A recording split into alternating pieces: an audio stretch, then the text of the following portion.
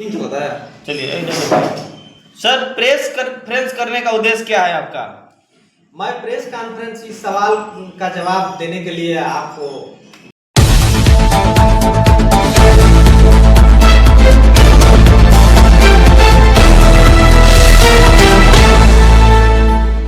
Link होता है। चलिए सर, प्रेस कॉन्फ्रेंस करने का उद्देश्य क्या है आपका? मैं प्रेस कॉन्फ्रेंस इस सवाल का जवाब देने के लिए आपको किया हूं कि बहुत से दल हम इस समय सुनते हैं कि व्यवस्था परिवर्तन के नाम पर चुनाव लड़ते हैं, लेकिन व्यवस्था परिवर्तन है क्या? व्यवस्था परिवर्तन के संबंध में हमने एक बुक लिखा है, तो उसमें व्यवस्था परिवर्तन के तत्वों की हमने चर्चा की है। उसमें कई तरह की बातें हैं। जैसे मान लीजिए कि व्यवस्था परिवर्तन के लिए आवश्यक है कि राजनेता पात्रता परीक्षा हो, जिससे राजनीति की व्यवस्था परिवर्तन हो जाए। और जो अरस्तु बोले थे कि लोकतंत्र मूर्खों की सरकार है, वो मूर्खों की सरकार न होकर के लोकतंत्र गुणवत्तापूर्ण और बुद्धिजीवी लोगों की सरकार बने और समस्त नागरिकों की सरकार बने। तो व्यवस्था परिवर्तन का एक तत्व हुआ। दूसरा तत्व ये है कि प्रॉपर्टी डीलिंग एक्ट बने। समाज में जिस तरह की अराजकता है प्रॉपर्टी डीलिंग को लेकर के, उसको लेकर के एक प्रॉपर्टी डीलिंग एक्ट बने। तीसरा तत्व दहेज बंदी वर वधू सह अभिभावक सहमति विधेयक को पास किया जाए, जिसमें दहेज बंदी की भी बात हो और वर वधू और उसके गार्जियन की सहमति की भी बात हो, और इस तरह से जो है दहेज बंदी के लिए प्रयास किया जाए। इस तरह से आगे बढ़ते हुए जो है भूमि सुरक्षा उत्तरदायित्व विधेयक है, या मान लीजिए कि आपका त्वरित न्याय विधेयक, कोर्ट कचहरी में जिस तरह से जो है लोग मुकदमे को लेकर के झेलते हैं, तो उसके लिए भी एक विधेयक बनना चाहिए व्यवस्था परिवर्तन लाने के तहत। त्वरित न्याय विधेयक मतलब कि दीवानी मामला हो या फौजदारी मामला हो, उसको हल करने का एक लिमिटेशन, एक समय सीमा होना चाहिए। इसके बाद जो है गांव में नाला नली हर जगह जो है ग्रामीण सड़कों को लेकर के विवाद है, इसके लिए भी एक जो है कानून बनना चाहिए, ताकि जो है जिस तरह से सड़क, हवाई अड्डा, रेलवे, हाईवे के लिए कोई विवाद नहीं होता है, उस तरह से ग्रामीण सड़कों के लिए, नली नाला के लिए भी विवाद न हो। इसके बाद व्यवस्था परिवर्तन का एक और तत्व है कि भूमि सुरक्षा उत्तरदायित्व विधेयक। मान लीजिए कि सरकारी जमीन है, हम देख रहे हैं कि प्रत्येक गांव में या प्रत्येक शहर में सरकारी जमीन का अतिक्रमण कैसे हो रहा है, और निजी जमीन भी अगर किसी व्यक्ति की, गरीब व्यक्ति का जमीन है, तो उसको भी लोग किस तरह से अतिक्रमित कर रहे हैं। तो इसका दायित्व किस पर है? किसी पदाधिकारी पर है।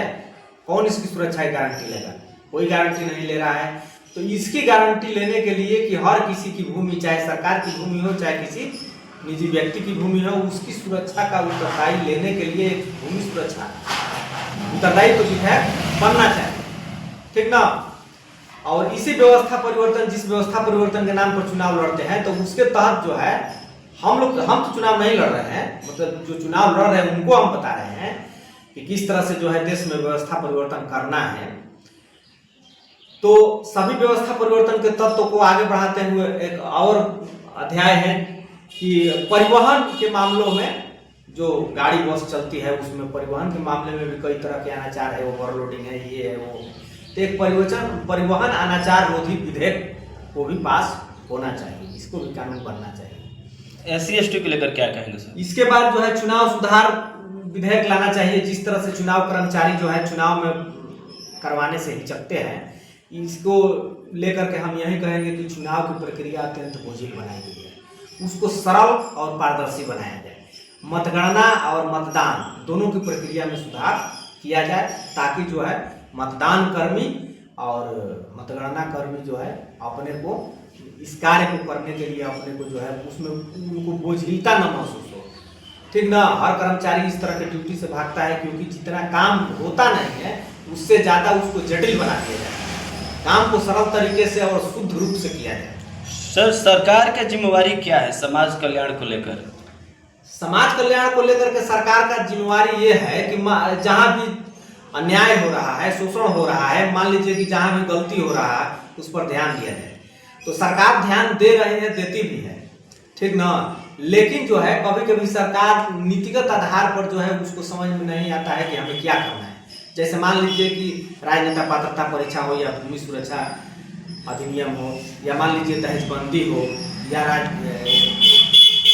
नाला नली का विवाद हो, त्वरित न्याय अधिनियम हो, या जो है भूमि सुरक्षा उत्तरदायित्व अधिनियम है, या चुनाव सुधार विधेयक है, रोजगार नीति का विधेयक है, या निजी स्कूल जिस तरह से मनमानी कर रहे हैं, तो निजी स्कूल नियामक विधेयक भी एक पास होना चाहिए निजी स्कूलों की रोकथाम, मनमानी के रोकथाम के लिए।